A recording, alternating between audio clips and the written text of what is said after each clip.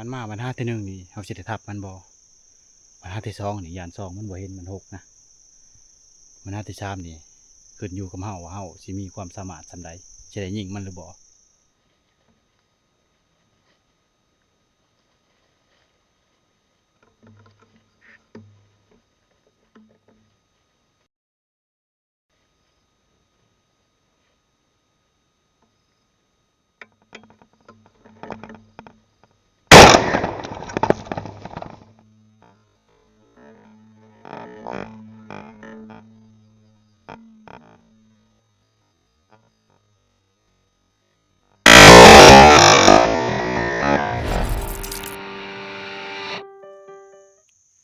สบายดีทุกคนวันนี้ก็สิเดินทางเข้าป่าคือเก่าแต่ว่ารอบนี้เฮาลุยเดียวพาลอยเพิ่นว่าสินำมานะกับอันนั้นหมู่เพิ่นอีกผู้หนึ่งคนบันดาลนะทุกคนฉันเฮาสิไปก่อนแล้วไปทาเพิ่นแถวดอนกลางหมดเลยทุกคนไปคืนเดียวนะเพราะว่ามื้อนี้เฮาต้องเมื่อคือเก่า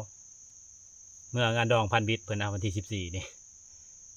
ถือกับมือบุญบานพุทธภาณพอดีนี่เพิ่นติดดอกไม้มาบางอย่างนี่วันที่14คือกันนะบุญบานพุทธภาณไปกันเดี๋ยวทุกคนเดินทาง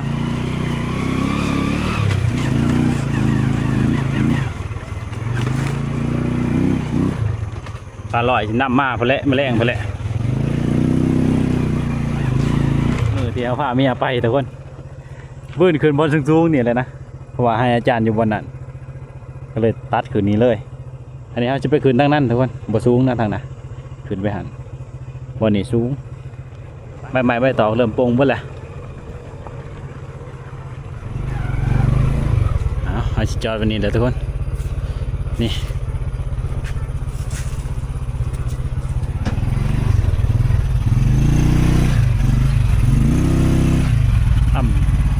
อยู่นี่แหละเดินทางเลยนะต้นเท่ากับจอดป้านี่แหละถ้าลอยเพิ่นว่าสินำมาประมาณ4 โมงแรงเพิ่นว่าส่วนเท่าพอดีแหละไปหานางเด่นทะดอนกลางเลยทุกคนเดี๋ยวเขาจะไปเบิ่งต้นหมกปางบ่อาจารย์เพิ่นบอกนะมันเฮิมแหละแต่ว่ามันหล่นแหละทุกคนถ้ามันหล่นเนี่ยหน่วย2 หน่วยมันก็มีอยู่แล้วเนี่ยเขากินนะผมมินก็บักเบอร์เลยละทุกคนถ้าเดินติดตามกันทำกันทุกคนรอบนี้ก็คือเขาจะเป็นนางแจงอยู่หันเลยนะผ่านมองเพิ่นกะส่วนอยู่ทุกคนเพิ่นว่าบักเดือยไก่ทางนั้นเดือดดีนะเวอร์เขาดีเพิ่นว่าหางานพันบิดเพิ่นนะ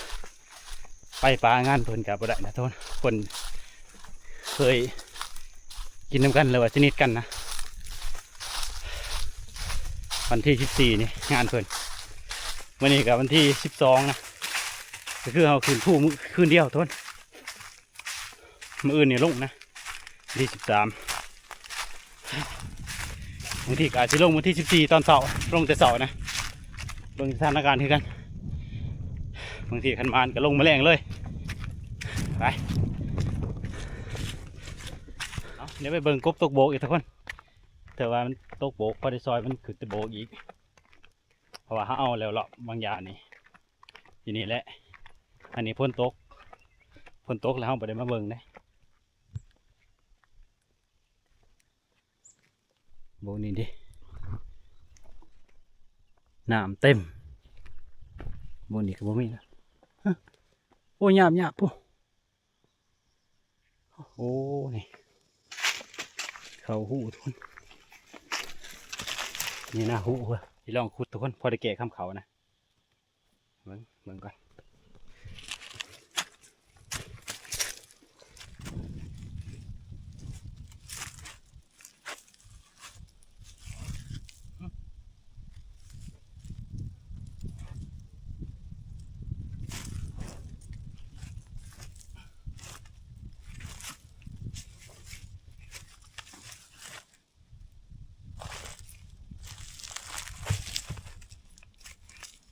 แค่ละหูมา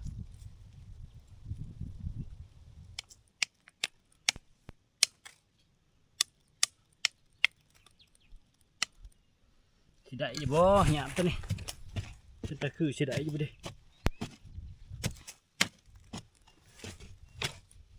ขุดหยาบเนี่ยต้องระวังตลอดเลยเพราะว่ามันโดดออกไว้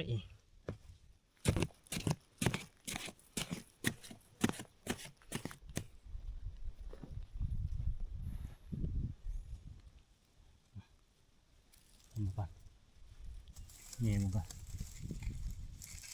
บางเทีมันออกนะเขาก็ต้องคุดเมื่อย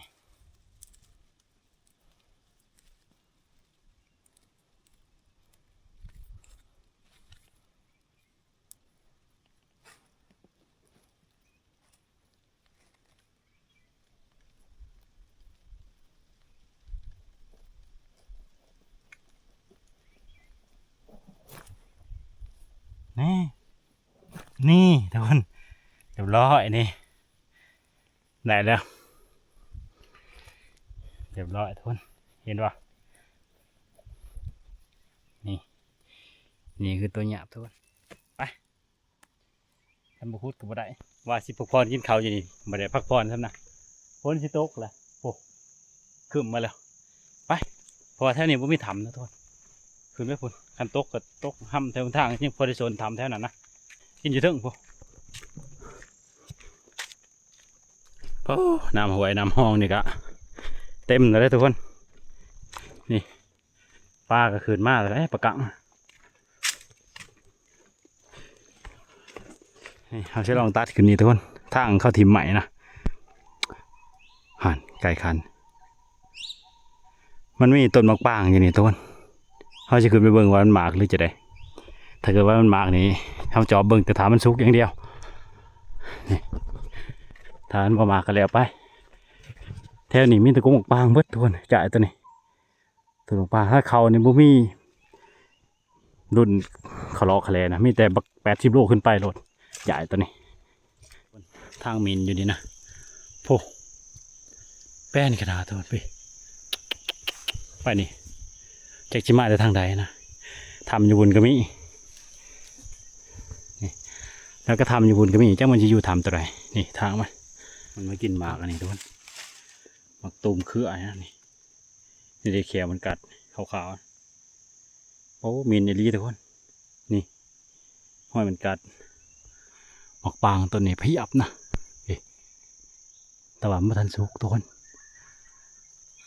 ไม่ทันสุกแต่ว่าดกขนาดนะนี่ต้นตัวนี้นี่แต่ไม่ทันหล่นทุกคนจัดปลาไม่ทันเขานะโอ้ดกขนาดงามันย้อนไปทางนั้นนะโอ้ตกพุ่นได้หมากมันโอ้ยต้นนี้ขั้นเขานี่คือบึกถอกโหลดเอาเบิกไว้ทุกคนเอาเบิกต้นกว้างไว้ต้นน้อยๆเนี่ยกระดกสมควรทุกคนนี่ต้นตัวนี้นะนี่มันหล่นใช่กระหอกกินนะกว้างนี่ผ่านลอยหอยทรายเลยฮัลโหลหอยทรายเลยเว้ยโอ้ยจะกินไปยังบ่โอ้ยอยู่เดียวนี่จะเป็นอะไรจะไปนั่นโตเลยขนาดนั้นแล้วแต่โตเนาะเขาไปบังคับได้ล่ะโตนั่นเข้ามามือเช้าว่าจะไปมื้อเช้าเขาบางทีอาจสิได้มื้อเบิ่งจังหวะคือกันนี่บ่พอยังว่าอยู่หั่นพอยังเอาอยู่หลังเดี๋ยวนี้ฮะกำลังสิขึ้นนี่อยู่หลังตะโก้หรอบ่หลังบอลเฮานั่งดินสัญญาณนี่เด้โอ้ยบึกดอกข้างเพิ่นนั้นล้นแล้ววะโอ้ยมันสิโลนยังดอกทองหุงประเทศเห็นว่านกเขาบ่โอ้ยสิไปอึดยังนกเขาอันนั้นแหละเฮาว่าสิเอาหมอนั่นไปยิงโอ้เดี๋ยวมันสิตัวทาสิใช้มันสิขึ้นไปนับอยู่เฮาสิอยู่ทำกระเตียงเด้อนี่ฮะโอ้ผู้เดียวเนาะมินแต่มันขวดกินมันอยู่นี่นี่มันอีหยังอันนี้มันหมักขนาดมันตัวนี้นี่จังมันอีหยังนะนี่จะเป็นถ้ำมันอยู่ใส่นั่นนี่มันทางมันเลาะเติงจ่ายเลยนี่โอ้บรรยากาศคักเลยทุกคนทางนั้นกึ่มฝนผู้เดียวคือเราทุกคนสำหรับมากผู้เดียวนะว่าพาลอยบุขึ้นมานำบนที่อยู่ลุมฉันเท่านี้อยู่เถอะผมมีในเบิ้งกับเบิ้งหนาไปก่อนทุกคนเดี๋ยวว่าเบิ้งธรรมศาสตร์นะ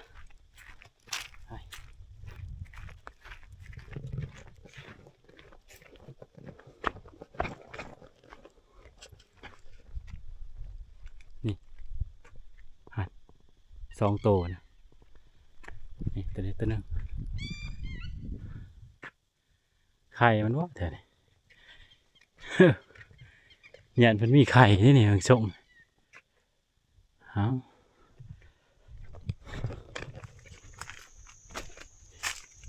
นี่อยู่นี่แหละ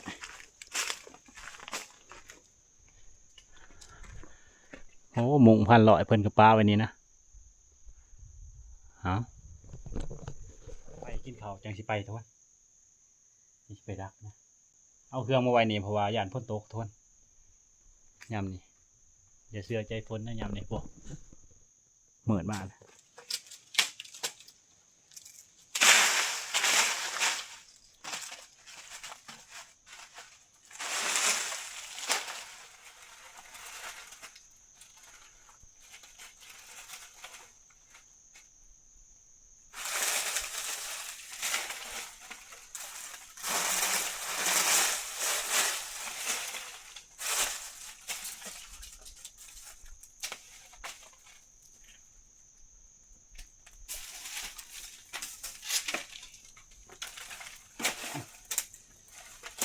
ยิงหยาบกินทุกคนจังจีไปดักนะทางเลาะโอ้เดี๋ยวรอไฟนี่เผาก่อนจังเอาไปปีกคือเอาเผากบแล้วก็ผัดแกงนะอันนี้คือกัน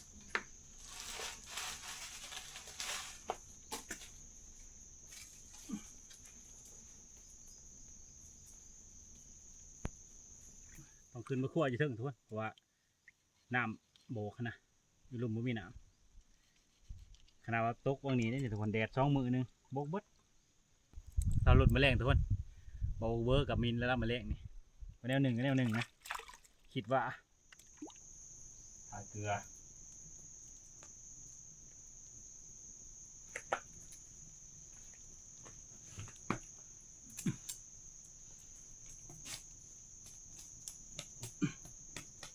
กินข้าวคักจังไปดักทุกคนมันจังบ่อยากเขานะ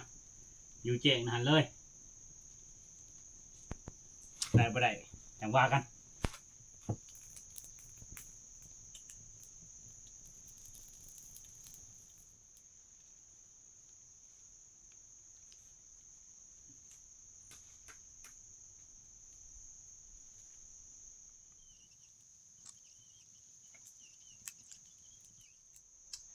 สุกแล้วละนี่สุกแล้วทุกคนปีหยาบเขานะกินข้าวก้อนบ้านนี่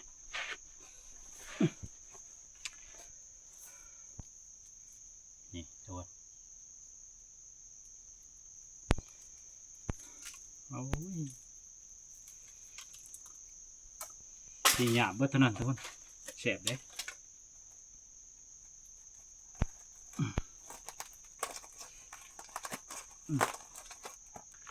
เอาพี่น้องมากินข้าวนำกัน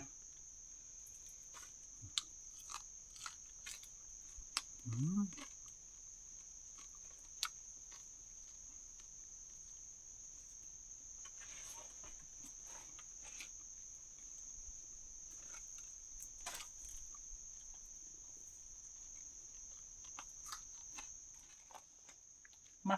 คือฝนจะตกเดี๋ยว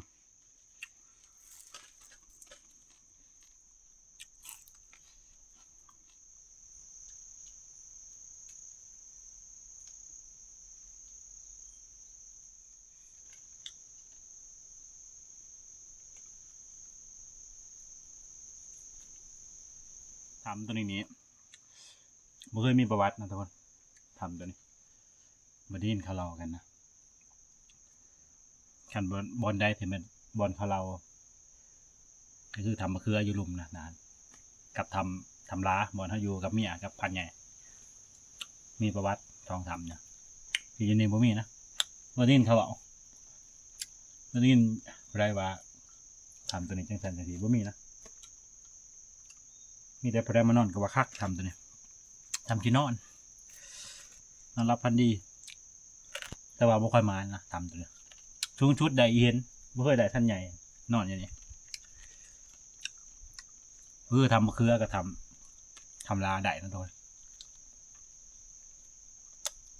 แต่ว่ามีประวัติทำผู้เดียวหนึ่งเที่ยวดากเติมอยู่แม่งหาน้อยกินข้าวแล้วกับเครื่องข้องห้องกับป้าวันนี้นะไปลงไปดอนกลางพอแล้วทุกคนลุ่มพอแล้วดอนกลางไป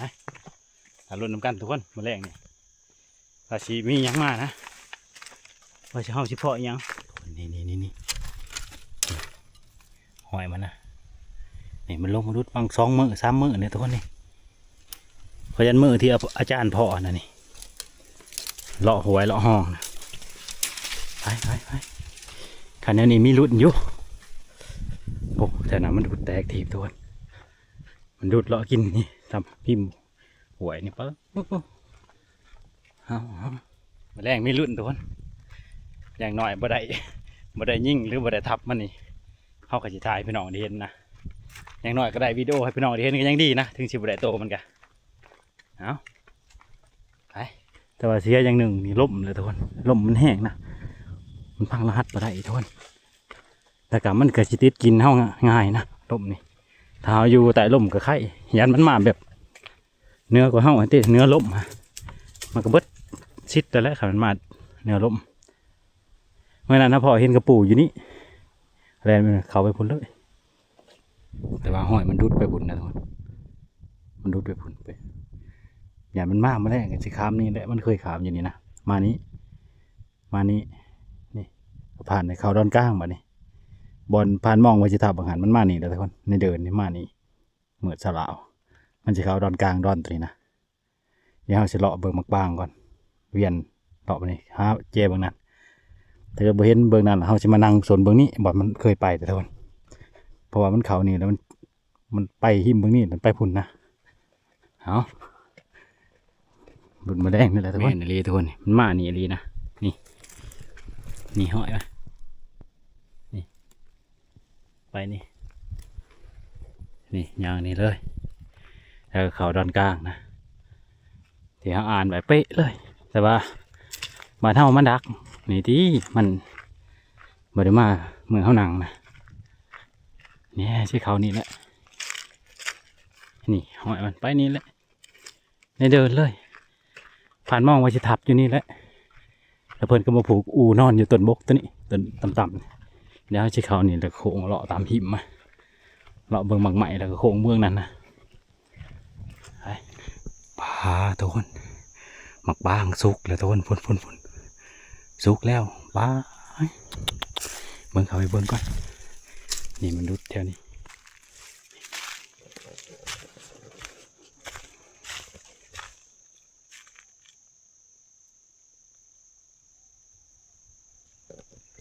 กระเชียงขา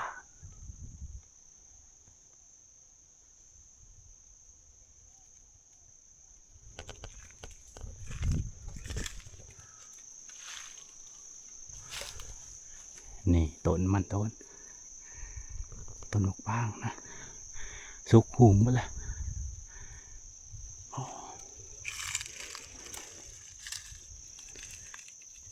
บางกินนั่นนี่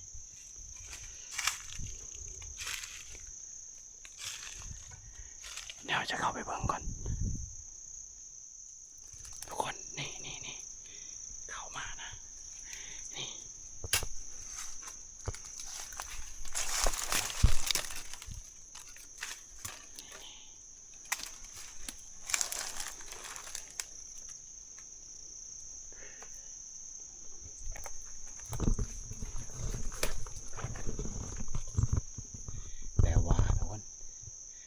แต่ว่าเขาหาบอลผูกอูบ่มีนะหาบอลผูกอูไปได้ทุกคนมันไม่มีบอลผูกอูเลยนี่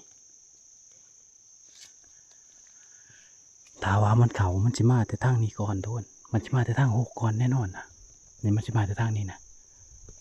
เอาห้องไปอยากพาลายทุกคนเดี๋ยวจะบอลขืนก่อนนี่โอ้โหมีบอลขืนเลยทุกคนนี่อันที่ผูกอยู่นี่ก็ต่ำขึ้นไปนะไม่ได้ นอกจากอยู่โผล่กะลีสิเห็นบ่อยู่บนไกลบ่ไกลอ๋อได้ทำเลคักแต่ว่าห้ามบนภูอูบ่ได้หมกปางสุกและต้นนี้สุกก้อนหมูเลยโอ้มันเข่ามันมาอยู่ทุนลมพัดตกที่หัวเห่าโป๊ะเลยทุนนี่หามันขึ้นบ่ได้เลยต้นไม้มันห่างนะพี่ผมมีบอลขึ้นด้วยทุนใจชิไปขึ้นทางไหนแล้วลมมันอู้ไปผุนนะมันอู้ไปผุนลมแล้วโลดถ้ามันมาทางนั้นเขาเห็นบอลผูอูเลยนี่แหละแต่ว่าโล่งนะพยายามมันพอมันมีบอลผูกเลยเด้นี่ก็คือเขามาดอนกลางนี่มาได้เลาะได้ทุกคนมาพอต้นมักบ้างแต่เขาก็ชินางอยู่นี่เลยอยู่นี่ก็คักเลยคิดว่านะนี่เลยเอาคืนผูกแล้วทุกคนเบิ่งนั้นย่างเบิ่งนี่นะนี่คืนนี้ไปเลยโอ้ยพอแห้งคนคืนต้นใหม่บุเก่งซ้ำไปขันมันมานี่เลยทุกคนถ้ามันมาวัน5 ที่ 1นี่เขาจะได้ทับมันบ่วัน5 ที่ 2นี่ยาน2มันบ่เห็นมัน6นะวัน5 ที่ 3นี่ขึ้นอยู่กับเฮาว่าเฮาสิมีความสามารถสำใดจะได้ยิงมันหรือบ่เอาถามลุ้นกันครับบ่อนเอาคืนนี้โล่งดีนะทุกคนบ่อนทำผูกอูนี่ทั้งโล่งแล้วก็ทั้งต่ำนะแจกยังได้แล้วสาเหตุชิมาแล้วบ่พยานบ่มาอยู่เอามันเคยกินมันต้องมา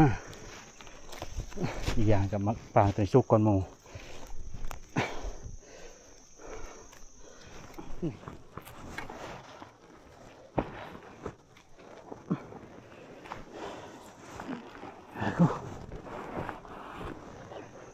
ตามไปดีด้วยโอ้ไม่จะคักไปได้นะหาวันผูกดีๆกว่านี้มันมีแล้วใครว่าญี่ปุ่นก็ใกล้พูดนะต้นกว้างอยู่บ่ใส่บนเขาถนัดก็บ่เห็นนะเอาอยู่นี่เลยทุกคนถ้ามันจิมานไม่ยากหรอกสุกก้อนโมแล้วก็ดกขนาดยันกับต้นนึงแล้วด่านแล้วก็อยู่ในเนี่ยก็มีนะต้นมะกวางแต่ว่าต้นนี้บ่เห็นหมากวะนะนี่ทุกคนหมดมันจิมานี่แหละนี่ทางมันย่างวันนี้นะเรามากินมะกวางแถวนี้แต่ว่านี่ปัญหานี่ลบโอ้บางทีคือเดียวกระดอกอะไรแต่มันมาแต่ทางพุ่นลมมันพัดไปพุ่นแล้วเพราะว่าคันเฮาจะไปนั่งอยู่พุ่นกะมันไม่มีบนนั่งนะทุกคนมันไต่ลมอยู่แล้วนะขอต้นมะปรางอยู่นี่ถ้าว่าจะไปนั่งบนนั้นบนหลีกมันกะไม่มีบนผูอูนะแถวนะเอาใส่ดวงแล้วละคือชินิ่งอยู่ดอกลมมาเด็กๆจะหน่อยคือชินิ่งอยู่ดอกนะหาตาลุ้นน้ำกันทุกคนโป่งฟางตัวนี้เอาให้ได้จากโตหนึ่งก็ยังดีนะตัวฟางตัวนี้ก่อนที่มันสิเบิดได้จากโตหนึ่งก็ยังดีเอาตาลุ้นน้ำกันแต่ว่าเขาแน่นอนนะเรื่องเขาเนี่ยเพราะมันกินเมื่อคืนนี้มันก็กินอยู่นี่มันกิน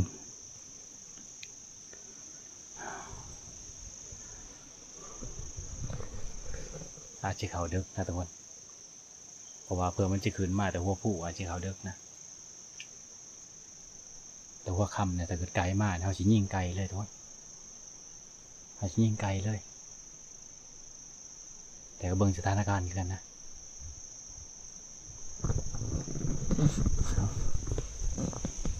เขามาทางพุ่นในบ้านเจี๊ยบพยานมันมาบน66นี่ก่อนนี่แล้วโลดเนี่ยเบิ่งบ่เห็นแล้วมันสิติดกินเฮาก่อน มันก็จะอื้อไปแล้ว งานเขาเลยทุกคนปวดทายนะโอ้ยจะแม่นมันขักมันคำเลยบ่ลงก็บ่ได้ทุกคนเคยนะนั่งดักนี่แหละเขาไปจากเราเหตุการณ์ตัวนั้นนั่งยืดกระสวยนี่แหละลงน้ำมาท่านทุกคนผ่านลงถึงเลยกินสมก่อนมานะเฮ็ดไปลงจะไปทายทางไหนทุกคนบ้านนี่ลบมือคือเดียวกระดอกโอ้ยพุ่นแล้วใกล้ๆพุ่นแล้วคำแล้วโอ้จังหวะนี่ไกลมากเลยกับเบอร์ตัวเดียวเนี่ยมาได้แนวนี้เรียบร้อยทุกคนไม่แห้งเงี้ยวถ้ามาจะทางคุณตำแน่นอนนะตำมันนั่นแหละระเบิดเท่าเอาโอ้ยจะมันจะมาทางใดทุกคนนี่แต่คนมั่นใจว่ามาทางนี้นะมันมาทางนี้คักเลยขยายมันไปผลมันโค้งผลโอ้มันโค้งผลบ่เห็นเด้โดนกลางเว้นนี่คือนะคือบ่ได้หกได้กลางเว้นนี่ถ้ากลางคืนเนี่ยเบิ่งบ่ได้เห็นพอดีนี่จะแม่ว่าลมกระเดียกกระดอ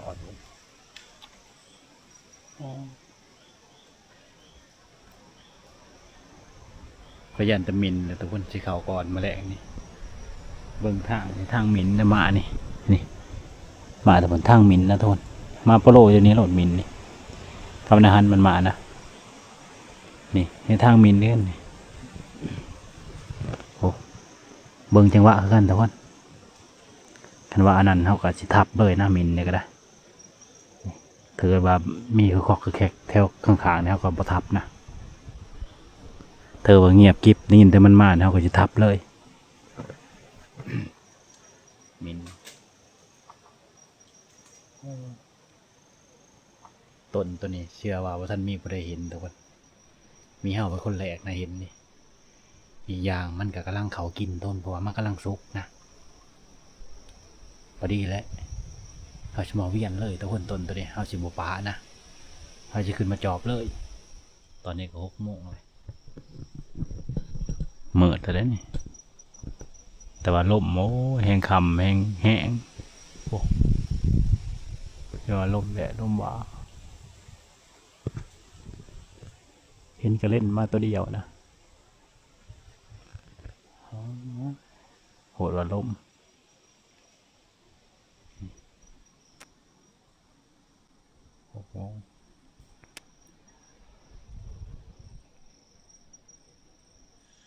เห็นแต่ก็เล่นนะเขาเนี่ยก็หอกกับบ่มีนักดอนตัวนี้มีแต่บางลายนะมาแรงเนี่ยบางคือสิลายตัวคนนี่จัดจันหอม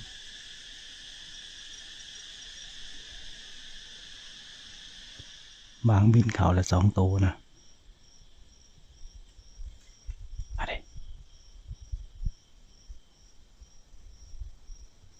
บางลายขนาดทนเข้าแล้ว2 ตัวนะอันนี้ยินเสียงมันบินเข้าบ่ได้ยินยังเลยลมก็ได้กระดอดิมิดตัวมันมียังมาเลยนะได้ยินแต่เสียงขาแต่ว่าคำบาดเดียวนะแล้วก็มิดเลย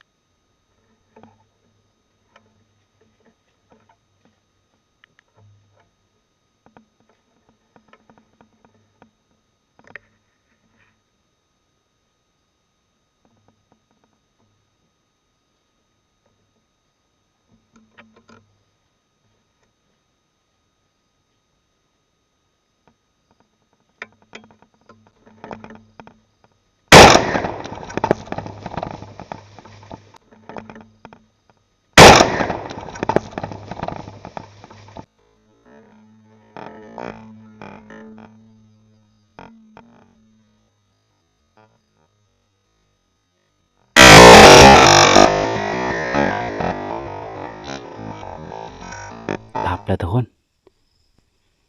มันออกขนาดนี้มันย่างออกเป็นลางมากทับเลย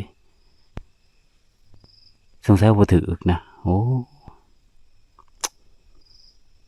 ซองเว้นทุกคนมันเหมือดนะมันเหมือดแล้วมันหกซองให้เราก็บ่เห็นแวบๆเป็นยันบริยิงมันทับเลยปืนทางยัดแห้งโพดแล้วเชื่อบ่ถือนะมิด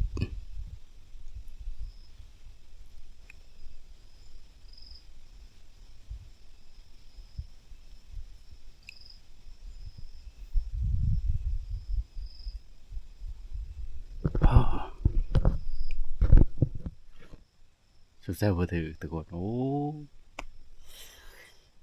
นายแม่ค้างบ่เข้ามาจักเทื่อนะอยู่นอกมีแต่ลูกหมาซ้ำ20กิโลปินกดมาโทษแล้วยิงเลยนะจะได้แล้วลมก็พอลมแต่ลมว่าบักทอกตัวเดียวมาประมาณถุ่มหนึ่งทุนประมาณถุ่มกว่าๆเดี๋ยวมันมาหอนหันแล้วมันก็ซึ่งแล้วมันก็โขกไปทางเอาขี่ไปเลย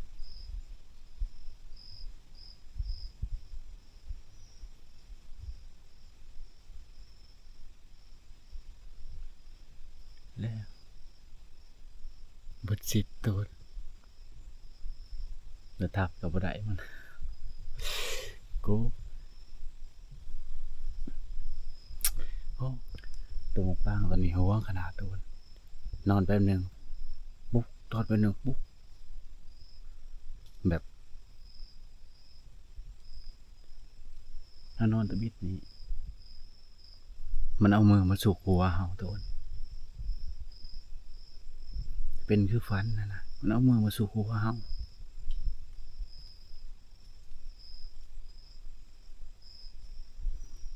ประมาณ5-6 ตัวก็ทนมันก็ถึกอยู่แล้วไม่ได้จอดจะหน่อยจะลงไปตรวจเบิ่งตัวมันมาแต่ทางเขาขี่ไปแหละมันไม่ได้ชนนะขี่เอาอย่างนะมาเลยยัดกระบังก่อนโอ้ซองเบนโดยอินฟราเรดมันต้องกล้องอันนั้นจับความร้อนโทนมันจังสิโหว่าชัดอยู่ข้างใดนะอันนี้มันเบนโทนมันดำกระลือจนได้เปิดไฟจังว่าเห็นนะโอ้แต่ว่ามันอยู่แต่ไกลๆแต่นี่ซองจะน่าก็เห็นถ้าเกิดไฟปุ๊บนี่ยันยิ่งยันเรียบร้อยโทนนอกจากว่าบอลลูกหลวงนะถือว่าอย่างย่วยนั่นจะบอกได้เนื้อบนนี่แกงกุ่นวีบูดอย่างหัวนั้นมันก็ทับเลยผู้ทรงจีถือนะกันถือนี่แหละก็ถือแต่นะมิดนี่มือมันยันมืองานเขาเลยพี่น้องตัวนี้ออกเลยนี่ไปเฮ็ดแตงใส่กระบังนี่นะนี่ไปแตงใส่กระบังใส่น็อตจับยิงปืนมันแห้งมันยันเลยนี่ออกเลยโอ้จะได้ชิชองเห็นบ้านแล้วเพลเลย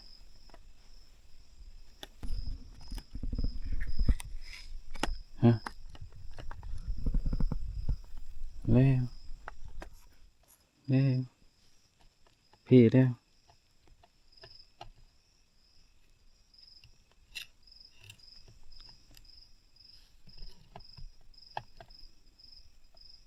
จะไปเบิ่งบ่อนยิงก่อนทุกคนว่าบ่อนใดนะ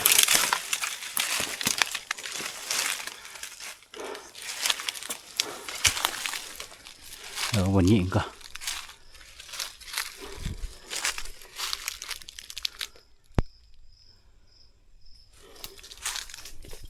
จะบ่อนใดอยู่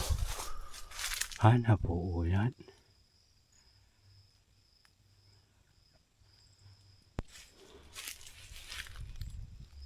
บนใดดิ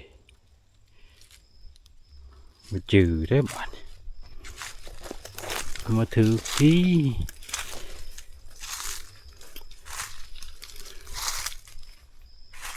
ลูกปืนไปเห็นบ่มันต่ำต้นไม้แท้นี่มาถือกันตัวโอ้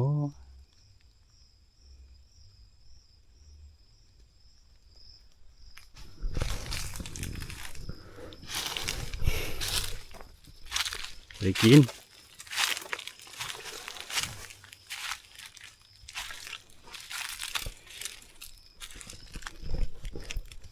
บนนี่บ่แล้วลูกปืนจะไปทางไหนเบิดโอ้คือสิแม่นบอลนี่ทุกคนนี่มันเอียอันนี้นะนี่มันหักบางออกเลยนี่มันกินแล้วมันเอียออกในนี้เลยนี่หอยมันยันไปเลยให้เชื่อนบอลนี่เลยต่อไปให้ลูกปืนลงดินนะโอ้ไม่อยู่คนนะแท่นี้มาตั้มหม้อลูกปืนเพราะว่าที่ยิ่งอันนั้นมันเอวลังมันทนพอมันยางมันปิ่นกลนใส่แล้วได้มันถิ่มกลนใส่แล้วเขาก็เล่งใส่บนนั้นแหละแต่ผู้ไปถือหรือบ่นะเพราะปืนมันยันแห้งอะไรนี่จนมือถลอกเปิดนี่ยันแห้งโผดกองอินฟราเรดก็จนเพ่โอ้มาหามันออกร้ายเติบที่ตัวนี้ว้ามันเอี่ยวออกในนี้นะนี่แต่ว่าเห็นยางมาเด้มีแต่หักแต่ฉันเมาขี้เจียโอ้แล้วคะแนนไม่ได้กินพอซ้ำนี่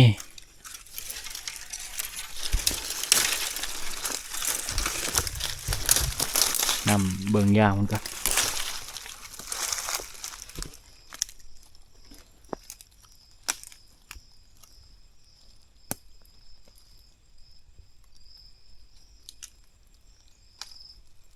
บ่มีแต่นี่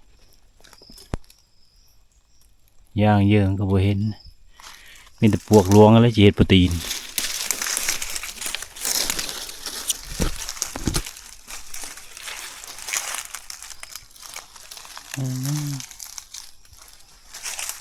จะไปมันคัก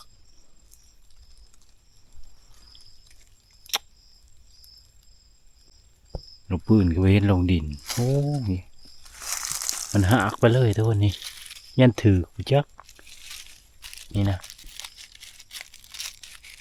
มันหักไปเลยนี่เรากินบางอย่างอิ่มบ่น้ำเบิ่งเดี๋ยวพวกวัวหลวง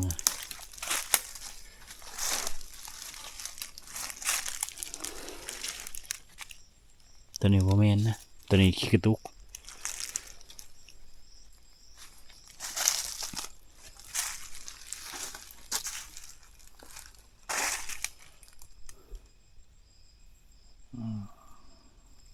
นี่หอยมันโดนหอยมานี่นะซักมานี่นี่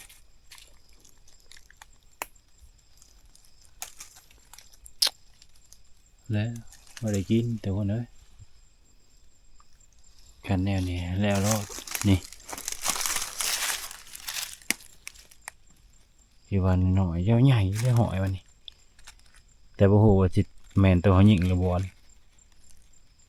ยันบ่แม่นนะตัวเขายิงตัวเขายิงโอ้นี่อันนี้มันทุกคนออกอีกเลยนี่หักมันนี่กินลายจนเอียเลย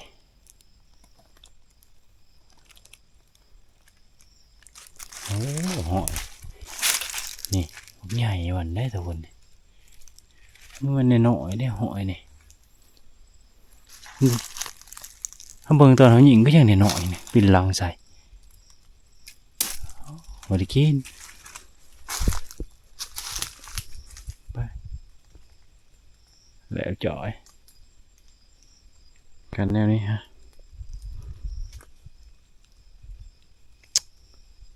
พี่ลองเยื่องน้ำเบิ่งตอนจะข่าวนะหลายคนก็ยังสิสงสัยอยู่ดอกว่าลงเห็นยังนะอยู่ต่อมันก็บ่เข้าเลยแต่ว่าเพราะว่าโมสโกนนั้นมีจุเดียวแต่ว่าถ้าว่าเขายิงมันพายแล้วคือแล้วนะมันบ่มีมันบ่ได้มีหลายจุเลยแต่เขายิงจุนี่แล้วจุใหม่สิมาอีกบ่มีนะมีแต่จุเดียวแหละคันเขายิงก็คือแล้วเลยบ่ต้องนั่งให้เสียเวลาเลยว่าบ่ต้องนั่งให้เมื่อยก็ได้นอกจากว่าตัวอื่นบักถอกตัวมันมาตะบิดฮะนี่มันมาตะบิดมานี่บักถอกได้ยินเสียงไอ้ฮอดหันนะมันก็ซึ้งหันแล้วมันก็แสะไปพุ่นเลยวันนี้ล่มมันก็ถึกนี่ไปพุ่นเลยพุ่นต้นมะปรางอยู่พุ่นโอ้ยคิดไปสิเอาแม่มานต้นมะปรางตัวนี้แหละทุกคนมันใจขนาดนะผาดเสยโอ้อาศัยกล่องอินฟราเรดลายมันตะหน่ายเดี๋ยวเนื้อท่านเปิดไฟฉายยิงตอนไกลๆจะว่าเรียบร้อยนะพอมันเข้ามาไกลๆเปิดไฟแป๊กนี่มันสิซึ้งอยู่แล้วแต่เราต้องยิงให้มันทันในจังหวะนั้นนะแนวซองก่อนไปเลยซองจะได้ก็บ่เห็นซองจะได้ก็บ่เห็นมันเปิดไฟเยื่องเบิ่งบ่เห็นอีกมันก็แตกอื่นแบบนี้มันมีตัวนึงมันย่างผ่านมาตะพี่แล้วก็ย่างออกมานี่เห็นตะกนแวบแวบแวบแวบไปเลยนะย่างแบบฝ่าวแน่เขาก็นำเลยแบบเนาะคำขี้ดีคำต้นดีกว่าบริยิ่งวะยิ่งก็คือเห็นนั่นแหละทุกคนมีแต่หักมันหักไปเลยโอ้แล้วสิได้กล่องก็ตายไปนี่ผีเบิดกล่องก็ได้มันยันโอ้มันต่ำเนี่ยบ้าขอบนเอวเท่านั้นถ้าลูกปืนเพ่นลงดินโอ้มินแต่ตัวมันเอียออกนะมินขนาดแกมันไปกินอีหยังมากินอิ่มร้ายจนเอียเลยถูกสูบเสน่ห์แม่เป็นไปว่าไหนที่อย่างกับเห็นมันจะไปถูกสูบมันก็หยากันแล้ว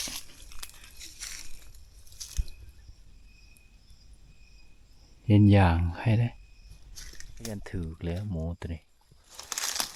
เยอะร้ายขนาดนั้นทุกคนนี่ตัวมันหามันเป็นอันนั้นนี่นี่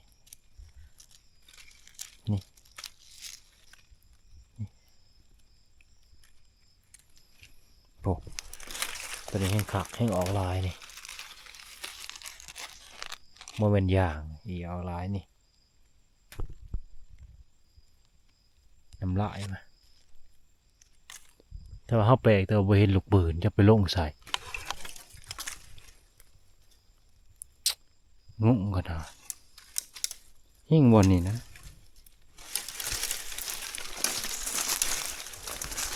นี่บ่เมนบ่เมนนะ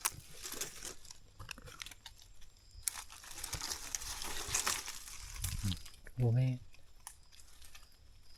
ใส่เลยเสือยิ่งบักคักเนี่ยคิดว่าบัดมันอาผาดไงมิดจ่อยวันนี้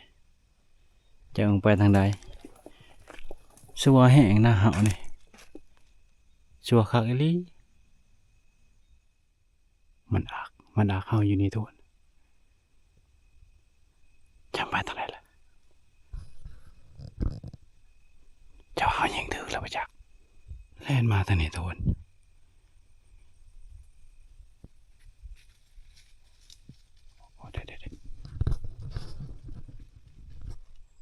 มิดแล้วทุกคนมันอักอยู่แถวดอนเท่านี้แหละ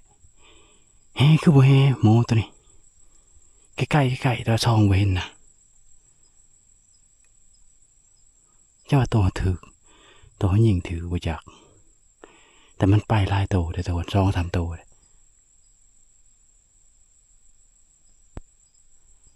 โอ้ตัวหนึงนี่ซ้ำนี่ตัวมันดูดกินเฮาไปเบิ่งแต่ตัวมันแล่นนะซ้ำนี่ก็แม่นเฮาเห็นตัวมันโดดออกโอ้โหไกลๆเฮาน่ายบ่ทนลัดหมูอยู่นี่แหละสิไกลก็บ่ไกลสิไกลก็บ่ไกล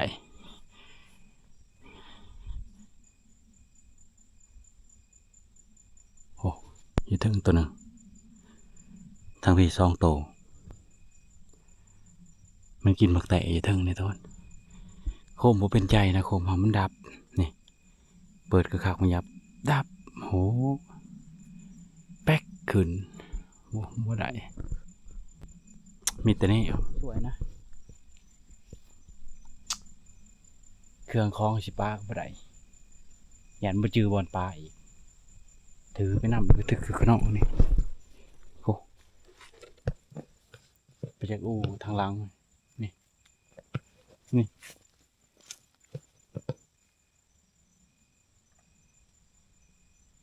ว่าแฮ่คือบ่แฮ่ตะวันโมตัวนี้ใกล้ๆนึงบ้าเขายันอยู่2 คนเขายันได้ทับอยู่ปกติพอคนบาดเดียวเราแลนไปเลยนะทีหนึ่งบาดลอยไปได้นำมานะยันอยู่ลุมเอาเช้าเครื่องป้านี่ก่อนทุกคนเช้าอูป้านี่ก่อนไปนำบักเวอร์ไปทุกคนเดี๋ยวไปรัดเบิ้งอีกเอาเครื่องมาป้าไว้ยี่บอลก่อนมันถือยากไรเอาลงตรงหนังนะตะกี้เสียงมันเนี่ยขาทุกจะไปทางไหนล่ะโอ้เดินขึ้นแล้วบ้านนี่อันเดีโอ้อยากงงเลยแล้วพอสำนีมือนี่ตี 2:07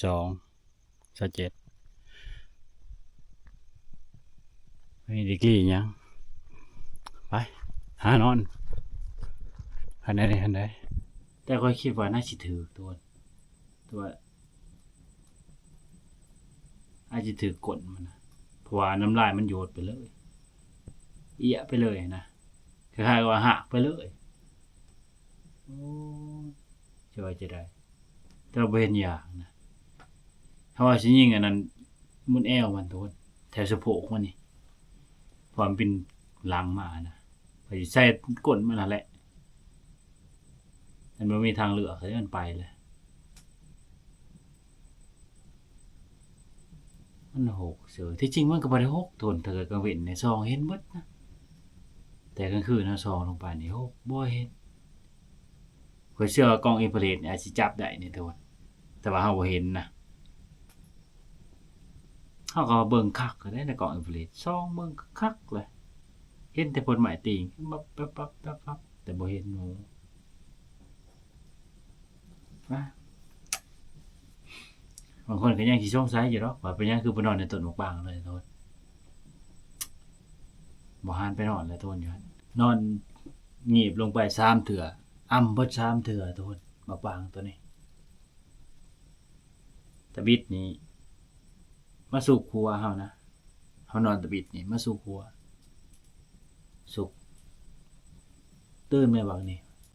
มาสู่ครัวเฮาแล้วเฮาเมื่อขึ้นมาหั่นพอดีจังหวะบักถอกมาพอดีโทษได้ยินเสียงมันมาแซกแล้วก็ล่มโอ้ล่มอู้ไปอู้มาแล้วก็เม็ดแท้จะมันได้ยินกลิ่นนะไปเลยบัดนี้จะไปทางใดนอนอีกเทื่อที่ 2ฝันว่าเห็นเขายายมามันโดดใส่อูเฮาอีกก็ทึกอีกโอ้เพื่อสิเอามือจะแม่นมันคักเอามือขึ้นมาแต่เพิ่นก็นอนอีกนอนเทื่อที่ 3มาเนี่ยคือจังไก่คันอยู่ลุ่มนั่นแหละไก่คันแล้วก็มัน คือถ่ายว่ามันโดดลงแต่ถึงเฮากับฟันคือเหยื่องหาเนี่ยบ่เห็นนะโอ้โหปังแน่นอนเพราะว่ามันเป็นปงนะโทษนะมันเป็นบ่อนนั้นหมู่แมบน้องนั้นบ่อนเฮาให้เบิ่งหอยมันขึ้นนั่นมันเป็นบ่อนหมู่แมบนะอันตรายได้ปงนี่เพราะฉะนั้นถ้าเฮาไปนั่งปงนั่งอย่างนี้คันเป็นไปได้เนี่ยเขาบ่ให้นอนได้โทษให้นั่งเบิดคืนซะแจ้งเลยถ้าว่าอยากนอนก็คือไปนอนวงอื่นว่าซั่นซะเฮาเริ่มบ่กล้านอนโทษนะก็เลยมานอนอยู่นี่ซะบางทีนอนหันวิชิตอีกนะทุกคนบางทีบักถอกอาจสิมานะประมาณตี4ตี5นี่มานะตัวนั้นแหละตัวมันเข้าแต่ทุ่มหนึงนั่นแหละแล้วมันสิเวียนกลับมาให้อีกเพราะว่าต้นมะปรางเนี่ยมันมีต้นเดียวทุกคนโอ้ชั่วดีรอบนี้คันว่าเฮาเปิดไฟแป๊บยิงโดดเจ้าสิได้แหละตัวฮะมันก็มีแต่แนวนะแล้วก็ไปจอบมาอยู่นี่ต้นบักแดงนี่ทุกคนไปเปิดไฟตัวนี้เปิดตัวนี้แป๊กมันบ่ติดนะเปิดอันนี้มันติดดีขนาดนี้ไฟตัวนี้เปิดตัวนี้หั่นแป๊กบ่ติดไฟแล้วก็เฮ็ดหมาพุ่งใส่มันโหมันก็ตัวน่ะในต้นบักแดงตัวนี้โอ้คิดว่าสิได้ทับอีกรอบ2นำไปแต่ว่าหมู่ตัวนั้นตัวเขานำไปเจ้าว่าหมู่บาดเจ็บบ่จักหันบ่เห็นอย่างนะสิไปไว้ก็บ่ไหวแบบไปแล้วก็ซึมแบบมันอักอยู่นะทุกคนพอเข้าไปมันก็ไปอีกเจ้าว่าหมู่ตัวเขายิงบาดเจ็บหันเฮาเลาะเบิ่งอย่างบ่เห็นชั่วอีหลีรอบนี้น่ายขนาดนั้นอีแก็บเฮานี่ครับว่าบ่ถึงจุดสำคัญนี่บ่ได้กินนอนแล้วมันบ่ได้ละประมาณแล้วโอ้เสียงเด้เนาะทุกคนเฮาก็สิพักผ่อนนอนก่อนคลิปนี้ก็ถือว่าบ่มีหยังนะทุกคนสิขอจบไว้ส่ำนี้แหละจะได้ก็ขอขอบใจหลายๆที่ติดตามรับชมนะถ้าติดตามกันคลิปต่อไปทุกคนเดี๋ยวมื้อเสาร์นี่เฮาสิลองไปนำเบิ่งนะว่าจะได้แล้วก็จังสิลงไปหาพวกพาเลาะอยู่หลุมพู้นแหละแต่ว่ามันถือบาดเจ็บก็จะได้พอได้สับอยู่ได้มื้อนี้กล้องก็เพ่แล้วโอ้โหมือก็เจ็บถลอกหยัดแห้งเดี๋ยวก็ดอหันลูกปืนจะไปลงใส่บ่เห็นเดี๋ยวมื้อเสาร์สิไปตรวจเบิ่งโอเคทุกคนขอบใจที่ติดตามรับชมนะ